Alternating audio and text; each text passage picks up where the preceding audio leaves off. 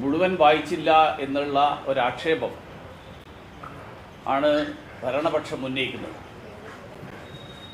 എനിക്ക് തോന്നുന്നത് നയപ്രഖ്യാപനത്തിൻ്റെ ഉള്ളടക്കം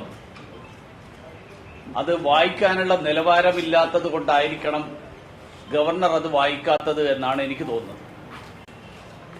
കാരണം കഴിഞ്ഞ കുറേ കാലങ്ങളായിട്ട് നടത്തിക്കൊണ്ടിരിക്കുന്ന കള്ളപ്രചരണങ്ങൾ, ആ കള്ളപ്രചരണങ്ങൾ നയപ്രഖ്യാപനത്തിൻ്റെ മറപിടിച്ചുകൊണ്ട് നിയമസഭാ വേദിയിൽ രേഖപ്പെടുത്താൻ വേണ്ടിയിട്ടുള്ള ഒരു നീക്കം, ആ നീക്കം ഏതായാലും ഗവർണർ തിരിച്ചറിഞ്ഞുകൊണ്ട് അദ്ദേഹം ഉചിതമായിട്ടുള്ള രീതിയിൽ അതിനോട് പ്രതികരിച്ചു എന്നാണ് എനിക്ക് തോന്നുന്നത്.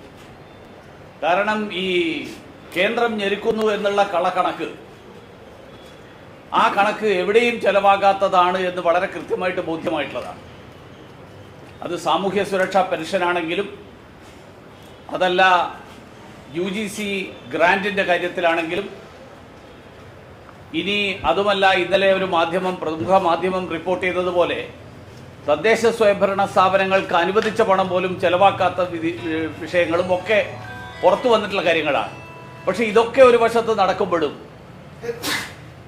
നവകേരള സദസ്സിന്റെ പേരിൽ, കേരളീയത്തിന്റെ പേരിൽ, ലോക കേരള സഭയുടെ പേരിൽ നടക്കുന്ന ധൂർത്ത്, ആ ധൂർത്തിനൊരു കുറവുമില്ല.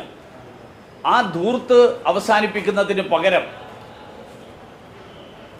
കേന്ദ്ര സർക്കാരിനെതിരായിട്ട് കള്ളപ്രചരണം അഴിച്ചുവിടാനുള്ള വേദിയാക്കി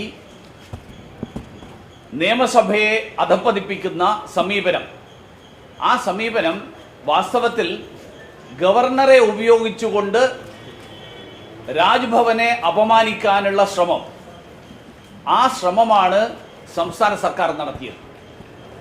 രാജ്ഭവൻ, ഗവർണർ പദവി ഭരണഘടനാ പദവിയാണ്. ആ പദവിയെ സംസ്ഥാന സർക്കാരിൻ്റെ നയപ്രഖ്യാപനം നിയമസഭയിൽ അവതരിപ്പിക്കുക എന്നുള്ളത് ഗവർണറുടെ കടമയാണ്. പക്ഷേ ആ അവതരിപ്പിക്കുന്ന ആ വിഷയങ്ങൾ സത്യസന്ധമാകണം എന്നുള്ളത് സംസ്ഥാന സർക്കാരിന് തോന്നിയില്ലെങ്കിലും ഗവർണർക്ക് തോന്നി എന്നിരിക്കട്ടെ, അതിൽ ഗവർണറെ കുറ്റപ്പെടുത്താനാകും എന്ന് ആകില്ല എന്നുള്ളതാണ് എൻ്റെ അഭിപ്രായം. അതുകൊണ്ട് വളരെ ഉചിതമായിട്ടുള്ള ഒരു നിലപാട് ഗവർണർ എടുത്തു.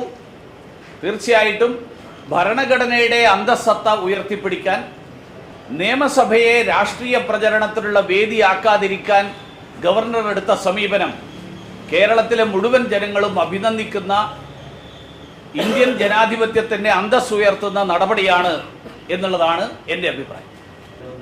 സഹകരണ ഫെഡറലിസം നരേന്ദ്രമോദി സർക്കാരിൻ്റെ നയമാണ്, ഈ സർക്കാരിൻ്റെ നയമല്ല, പിണറായി വിജയനല്ല. കോഓപ്പറേറ്റീവ് ഫെഡറലിസം എന്നുള്ളത് നരേന്ദ്രമോദി സർക്കാരിൻ്റെ നയമാണ്. ആ നയം കേരളത്തിലെ സർക്കാർ അംഗീകരിക്കുന്നു എന്നുള്ളതിൽ സന്തോഷമുണ്ട്.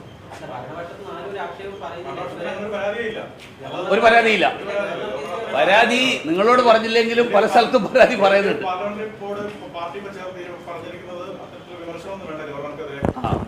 വളരെ നല്ല കാര്യം, സന്തോഷം. അപ്പോൾ ഞാൻ അതിനെ അഭിനന്ദിക്കുന്നു.